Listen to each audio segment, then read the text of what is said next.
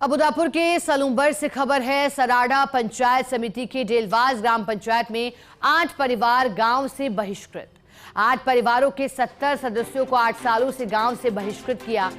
इधर उधर की ठोकरें खाने को मजबूर 70 लोग। कुछ पीड़ित परिवार जंगल में रहने को मजबूर, तो कुछ पीड़ित परिवारों ने रिश्तेदारों के घर तलाशा अपना आसरा। परिवार के सदस्यों ने कलेक्टर से लगाई न्याय की गुहार। 8 साल पहले कुएं में डूबने से युवक की मौत हो गई थी। मृतक के परिजनों ने युवक गणेश पर लगाया था हत्या का आरोप। मामला कोर्ट में विचाराधीन है। गणेश और उसके रिश्तेदारों के 8 परिवारों को गांव से बाहर निकाला। पीड़ित परिवारों के बच्चों का भविष्य भी खतरे में है। बच्चों की पढ़ाई चौपट, खेतों पर नहीं कर सकते काम। कुछ पीड़ित परिवार और रिश्तेदारों के घर तलाश रहे हैं आसरा। अधिक जानकारी देने के लिए हमारे साथ सहयोगी नारायण जुड़ गए हैं। नारायण, बताया जा रहा है कि 8 परिवार गांव से बहिष्कृत है। 70 सदस्यों को 8 सालों से बहिष्कृत किया गया है। बताइएगा क्या पूरा मामला है, किस मामले में पीड़ित बताए जा रहे हैं? जी देखिए शिखा, ये सलूंबर जिले के सराड़ा पंचायत समिति के डेलवास ग्राम पंचायत का मामला है, जहां पर 2018 में एक युवक जो जिस दिन घटनाक्रम हुआ था उस घटनाक्रम से 4 दिन पहले लापता हो गया था। 4 दिन बाद में उसका शव एक कुएं में मिला था। कुएं में मिलने के बाद में जिस दिन युवक गायब हुआ था उसके साथ में गणेश नाम का व्यक्ति था। तो परिजनों ने गणेश नाम के व्यक्ति के ऊपर हत्या का आरोप लगा दिया था और पुलिस में इस गणेश के खिलाफ मामला भी दर्ज हुआ था। लेकिन मामले को लेकर अभी उसका जो मामला है कोर्ट में विचाराधीन है। लेकिन जिस दिन से मामला होने के बाद में जो मृतक के जो पक्ष था, वो मृतक के पक्ष ने गणेश के परिवार वालों को गांव से बहिष्कृत कर दिया और गांव में बाहर निकाला कर दिया, जिसकी वजह से गणेश के जो परिवार के जो 8 परिवार है वो तकरीबन 70 से अधिक जो सदस्य है वो जो बीते 8 साल से दर की ठोकरें खा रहे हैं। बच्चों को स्कूल में पढ़ाई तक नहीं हो पा रही है। कुछ परिवार है जो रिश्तेदार के वहां पर रह रहे हैं। कुछ परिवार है जो जंगलों में टापरे बना के भी फिलहाल रह रहे हैं। तो इस मामले को लेकर कल जिला कलेक्टर को पूरे परिवार ने ज्ञापन दिया था। ज्ञापन देने के बाद में उन्होंने न्याय की गुहार की। उसके बाद में कलेक्टर ने आश्वासन तो दिया है, लेकिन अभी फिलहाल जो परिवार है वो पूरी तरह से परेशान है। गत 13 नवंबर को जो उपचुनाव हुए थे उसमें भी उनको चुनाव से मतदान से वंचित कर दिया था। ऐसे में अभी फिलहाल जो परिवार है वो न्याय की गुहार कर रहा है। जी इसका नारायण, जो ज्ञापन दिया गया है उस ज्ञापन में क्या मांग की गई है?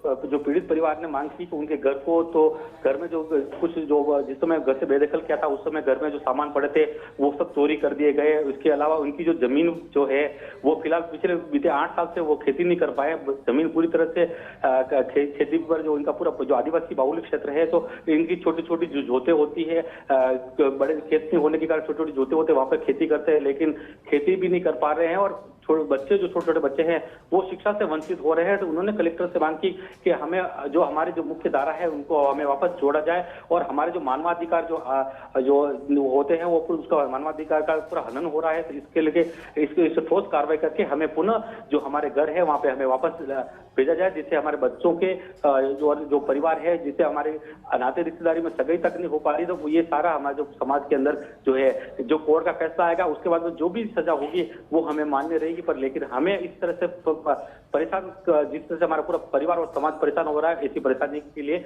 उन्होंने कलेक्टर से गुहार की। जी ठीक है नारायण, शुक्रिया आपका साथ जुड़ने के लिए, जानकारी के लिए।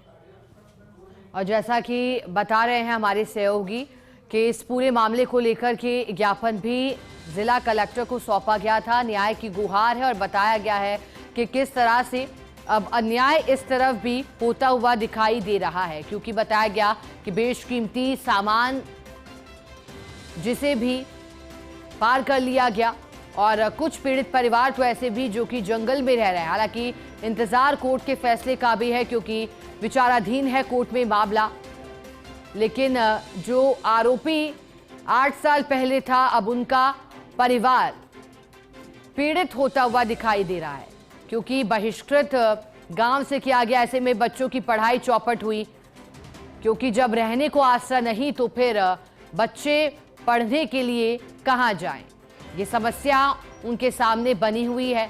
8 साल पुराना ये मामला बताया जा रहा है और करीब 70 सदस्य इससे जुड़े हुए। कुछ पीड़ित परिवार जंगल में भी रहने को मजबूर हुए हैं। लेकिन अब सवाल ये उठ रहे हैं कि क्या समाज से बहिष्कृत करना कोर्ट का फैसला आने से पहले ही सही है? क्या इस फैसले को सही ठहराया जा सकता है? और इसका फैसला करने का अधिकार किसे कि ये 70 सदस्य भी आरोपी की जिंदगी जिएंगे? क्योंकि इधर उधर की ठोकरें खा रहे हैं, समाज से भी बहिष्कृत किए जा रहे हैं। अधिक जानकारी देने के लिए हमारे साथ सलूंबर से कलेक्टर जसमीत सिंह जुड़े हैं। जसमीत जी, देखिएगा 8 साल से न्याय की गुहार है, बड़ा ही संवेदनशील मामला है, लेकिन जानकारी मिली कि जो पीड़ित परिवार है उन्होंने ज्ञापन भी सौंपा था। क्या कहा गया है ज्ञापन सौंपकर?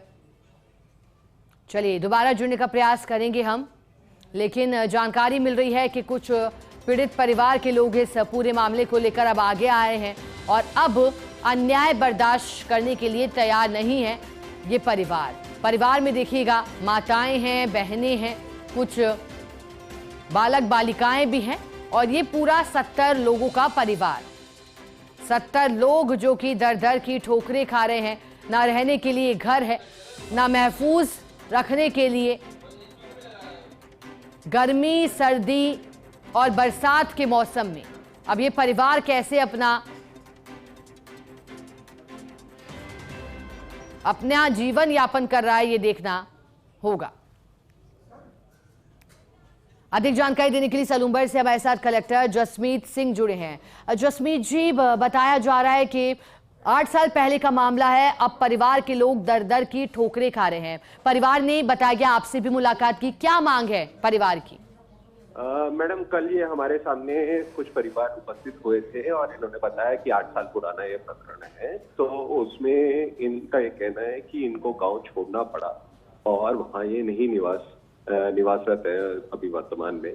तो इनकी कंप्लेंट कल ही हमने तत्काल दर्ज करते हुए हमने एक कमेटी बना दी है एसडीएम, सीओ और पीडीओ की, इसकी जांच करने के लिए, क्योंकि इसमें ये भी बताया जा रहा है कि एफआईआर या कोई केस दर्ज है जो कोर्ट में अभी विचाराधीन है और उसमें डिसीजन अभी पेंडिंग है। मीनवाइल हमने समाज कल्याण अधिकारी और ये team of SDM, CO, BDO की कमेटी बना के इनसे पूछा है कि इस मैटर का फैक्चुअल स्टेटस क्या है, क्योंकि ये प्रकरण पुराना है 8 साल का।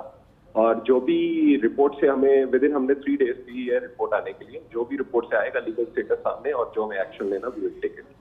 जसमीत सिंह जी, जिला कलेक्टर और प्रशासनिक अधिकारी होने के नाते मैं चाहूंगी, क्योंकि एक तरफ से कानून में भी ये मामला है, कोर्ट को फैसला करना है, दूसरी तरफ समाज का भी ख्याल रखना है क्योंकि बहिष्कृत किया गया है। ऐसे में कैसे सामंजस्य बिठाया जाता है? इस तरह के संवेदनशील मामलों में आगे क्या फैसले लिए जाते हैं? मैम, इसमें इनके main points of issues note किए गए हैं कि इन्होंने क्या क्या डिमांड्स रेज की हैं। तो वो डिमांड्स के रिलेटेड हम ये देख रहे हैं, जो तो डेवलपमेंटल राइट्स हैं और हमारे स्तर पे पेंडिंग है या कोई ऐसा इशू पेंडिंग है, वो तो हम लोकल लेवल पे समाधान करेंगे। जो वो कोर्ट का इशू आप बता रहे हैं, वो एक लीगल कोई पहले कोई मर्डर का केस या कोई लूट का केस है, मुझे एग्जैक्टली उसकी डिटेल्स नहीं पता है। पुलिस से हमने वो डिटेल्स पूछी हैं और जैसे मैंने आपको कहा, एसडीएम, सीओ, बीडीओ की टीम वो देख रही है कौन सी ये प्रकरण हुआ था और कोर्ट का तो जो प्रक्रिया है वो प्रक्रियाधीन है। पर जो हमारे रिलेटेड लीगल के अलावा जो डेवलपमेंटल इश्यूज हैं, वो हम अगर हमारे कोई पेंडिंग है जो हमारे नागरिकों को देने वाले, वो सुनिश्चित करवाए जाएंगे। बिल्कुल जसमीत सिंह जी, बहुत शुक्रिया आपका फर्स्ट इंडिया के साथ जुड़ने के लिए।